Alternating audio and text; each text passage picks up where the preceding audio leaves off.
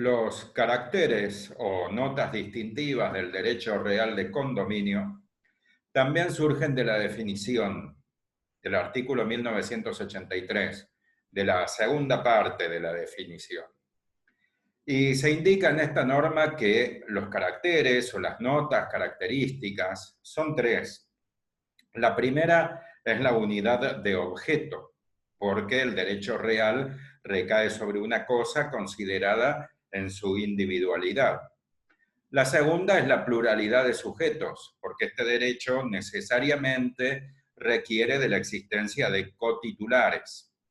Y la tercera es la propiedad por partes indivisas, porque a cada uno de los condóminos le corresponde o en su patrimonio tiene incorporado una fracción que se la llama en el texto legal indivisa, que significa abstracta, ideal o imaginaria.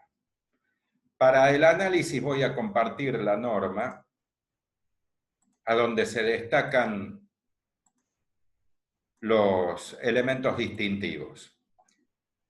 Nótese que en la primera parte, como se dijo, se alude a la naturaleza jurídica, es una típica definición, donde se indica que condominio es el derecho real sobre cosa propia. Pero luego, y está destacado con celeste, se mencionan las tres características, que recae sobre una cosa, por eso la primera característica es la unidad de objeto, porque se dispone una cosa.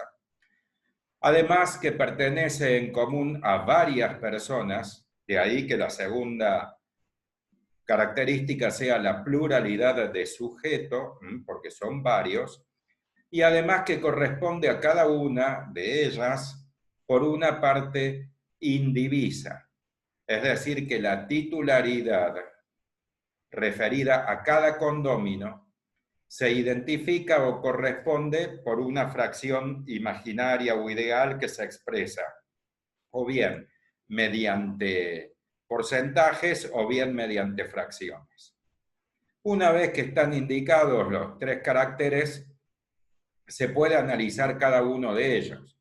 Entonces, por unidad de objeto debe entenderse que el conjunto de facultades a menos de facultades materiales se ejecutan o se ejercen sobre toda la cosa, porque el objeto puede ser un automotor, puede ser un libro, puede ser un cuadro, o también puede ser un campo, un inmueble de 100 hectáreas. Pero en ningún caso, y al menos en principio, se fracciona a los efectos del funcionamiento de este derecho real, sino que siempre se lo concibe como una unidad. Es decir, que cada condominio puede transitar o puede utilizar todo el auto como también todo el campo de 100 hectáreas, es decir, cada una de sus partes. Esto al menos como principio general. La segunda característica consiste, como se dijo, en la pluralidad de sujetos. Y esto significa que necesariamente el derecho de condominio presenta dos o más personas. Pueden ser 2, 3, 4, 100, no importa la cantidad, pero siempre, como se dice en la definición, deben ser varias personas. Si este carácter, si esta característica no se cumple, entonces ya no será condominio, será otro derecho real. Tómese por caso que se parte de un condominio y se pone un caso simple, por ejemplo, un condominio por partes iguales entre dos personas, es decir, el 50% cada uno y que tiene por objeto, por caso, un vehículo automotor. Entonces, otra persona y yo somos condóminos por partes iguales. El derecho real no cabe duda que es condominio. Si yo compro el 50% a mi condomino, o supongamos que ese condomino es mi padre que fallece y yo heredo ese 50%, es decir, se reúnen todas las partes en cabeza o en la titularidad de una persona única, Entonces no subsiste el derecho de condominio con único sujeto, sino que el derecho de condominio se extingue y se convierte en otro derecho real que ya se analizó, es el dominio, ¿sí? Lo cual explica por qué necesariamente, como nota distintiva, el derecho de condominio debe presentar pluralidad de sujetos, siempre, porque si así no fuese, el condominio se extingue y se convierte en otro derecho real.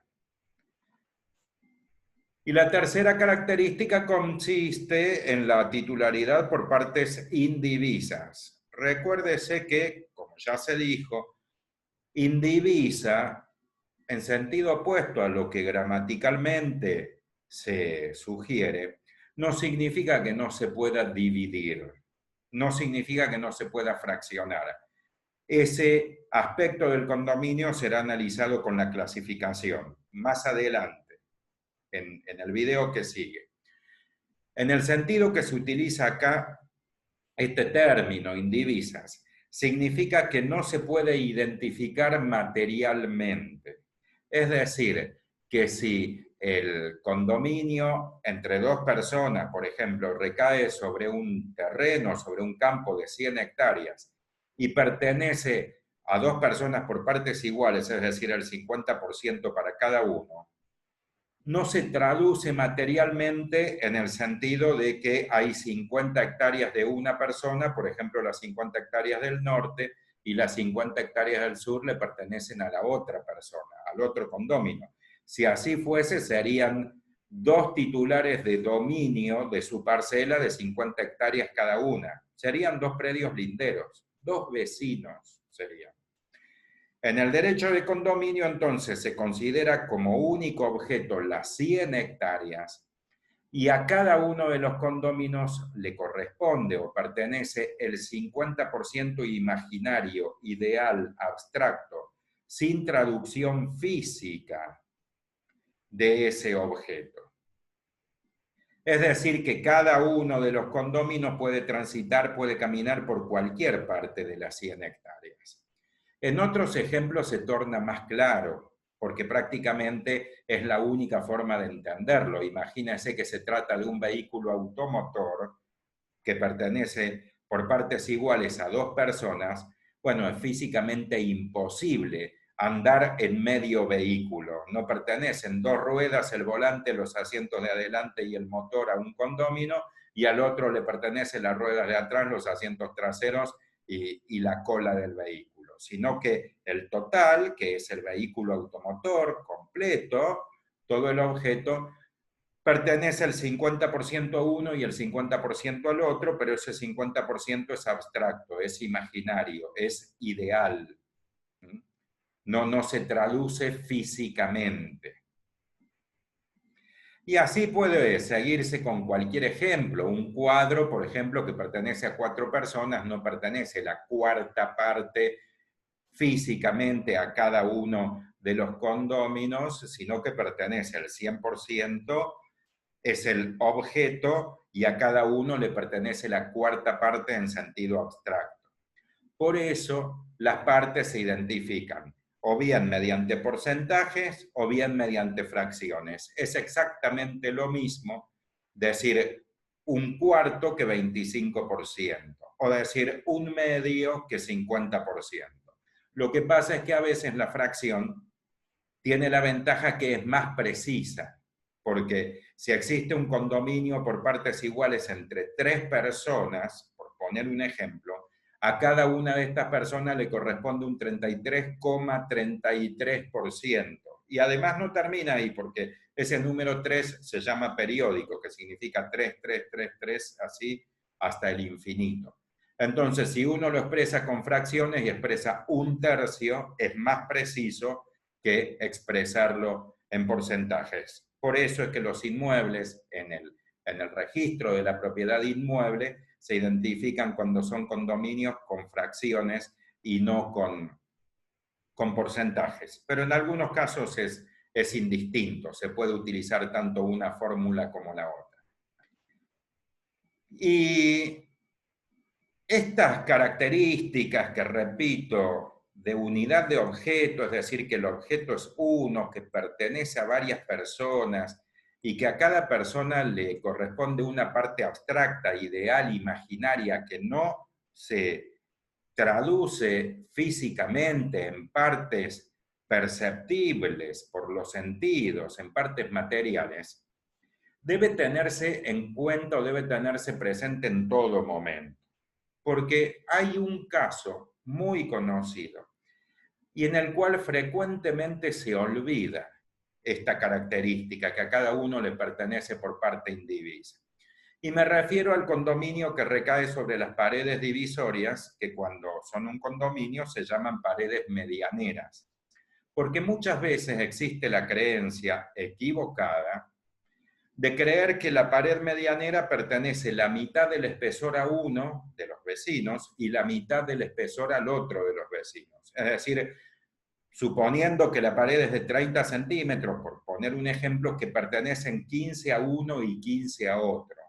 Bueno, es un terrible error, porque eso precisamente es lo que no permite esta característica, que se fraccione físicamente el objeto. El objeto es toda la pared de 30 centímetros, pertenece el 50% a cada uno de los vecinos, es decir, los propietarios de los predios linderos, de los predios separados por la pared medianera, pero no se traduce físicamente, no existe 15 centímetros de uno y 15 centímetros de otro, sino el 50% imaginario sobre toda la pared, lo cual, a los efectos prácticos, se traduce en que de la misma manera que cada condominio puede circular en todo el vehículo, o puede caminar por todo el campo, por las 100 hectáreas, o puede mirar todo el cuadro, es decir, puede ejercer actos sobre la totalidad del objeto.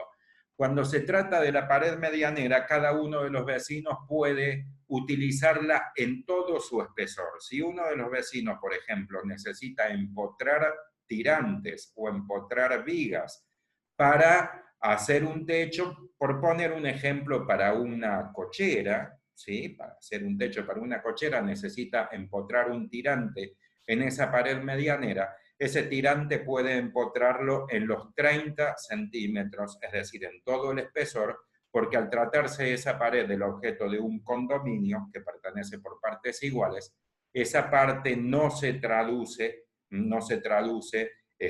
físicamente en la mitad física de la pared, sino que consiste en una abstracción. Repito, como cada uno de los condóminos pasea en todo el vehículo o lee todo el libro, de la misma manera, cada uno de los vecinos de la pared medianera, que es un condominio, entonces puede servirse, empotrar vigas o embutir caños que conduzcan fluidos o cables en todo el espesor de la pared. Esto ha sido el análisis de los caracteres del condominio. Espero que lo tengan presente para el resto de la figura y que les haya sido ilustrativo. Les doy las gracias por permitirme estar con ustedes y espero verlos en otra grabación.